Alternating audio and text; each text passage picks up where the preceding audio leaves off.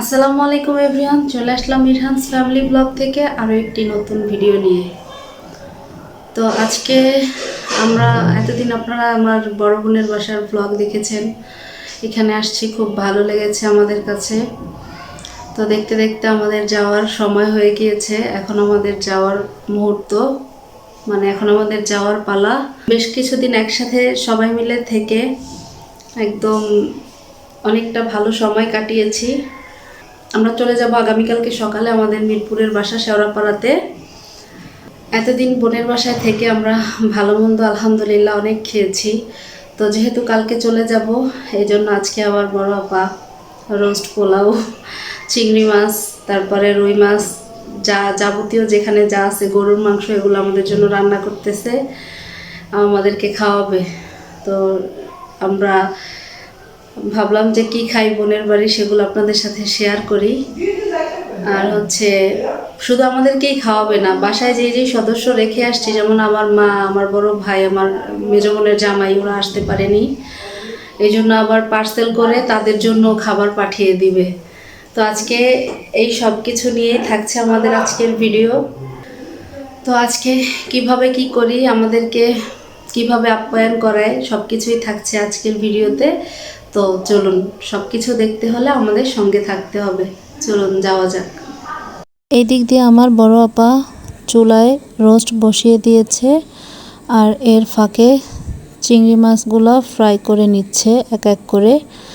আর হচ্ছে এখানে রুই মাছটাকে ভেজে টমেটো দিয়ে একদম হালকা মাখা মাখা ভুনা করে ফেলেছে।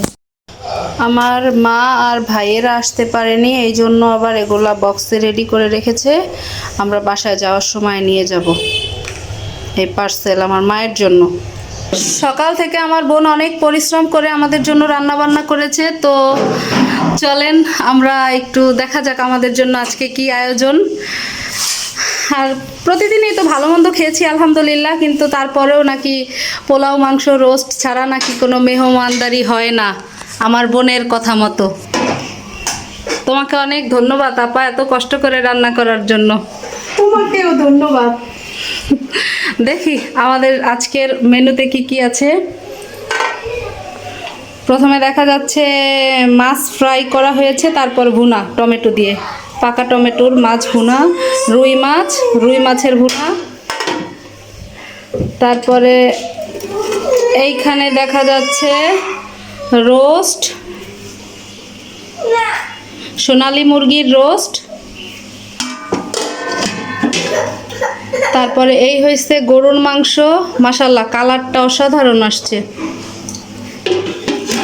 এটা হচ্ছে ডাল, আমাদের ঐতিহ্যবাহী ডাল, যেটা ছাড়া নাকি আমাদের খাওয়াই কমপ্লিট হয় না। আর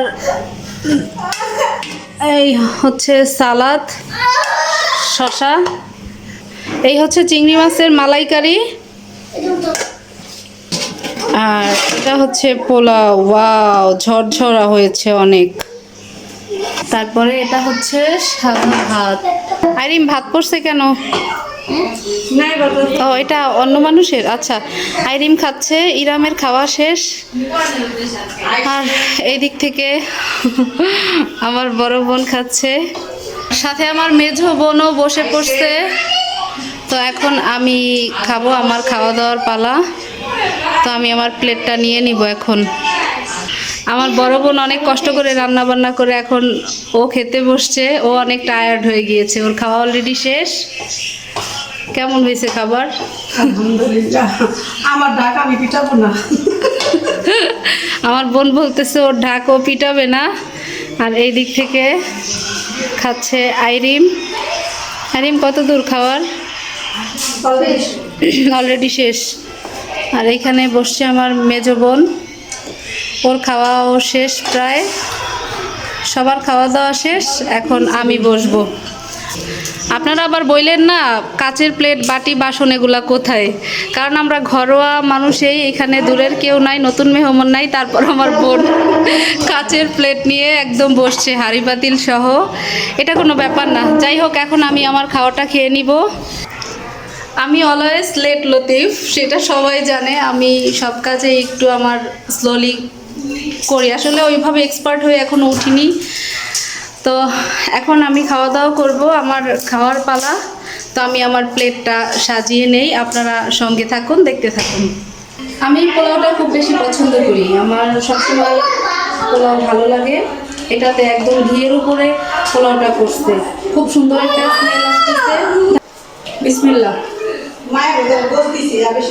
চলুন যাওয়া যাক। বাসার জন্য পার্সেল রেডি হচ্ছে, আমাদের বাসায় নিয়ে যাব। এখন আরও বাকি আছে, আপাতত 3টা বাটি বেড়েছে, পোলাওটা বাকি আছে, তারপরে গরুর মাংস, সেগুলোও পর্যায়ক্রমে বাড়বে। এখন এটা ফ্রিজে রেখে দিব, কারণ আমরা যাচ্ছি আগামীকালকে সকালে। ফাইনালি আমি আমার খাবার নিয়ে নিলাম। বিসমিল্লাহ বললে এখন আমি আমার খাবার ট্রাই করব। তাইরিম তোমাকে দেই মা, এক মা।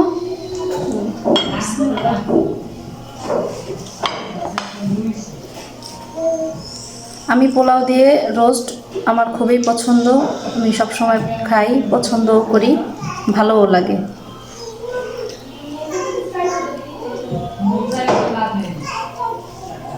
বিসমিল্লাহ।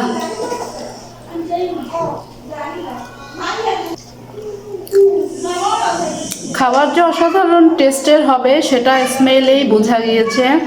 আমি আর কি রিভিউ দিব। আমার